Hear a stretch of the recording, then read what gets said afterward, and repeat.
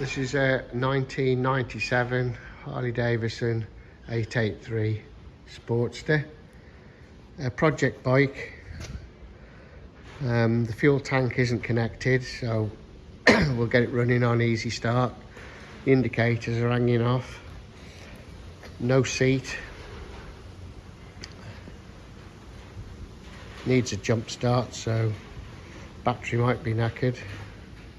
And can't see the mileage on this on the speedo. Just doesn't show up.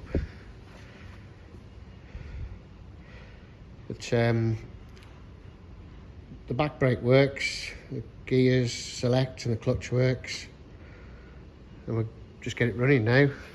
Hi Terry.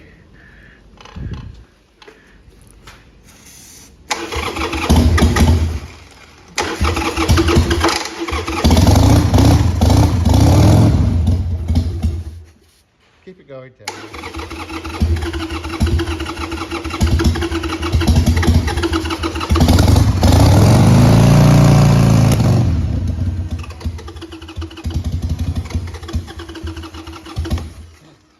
Well, there you go. I had it running better than that earlier, but it's got no fuel.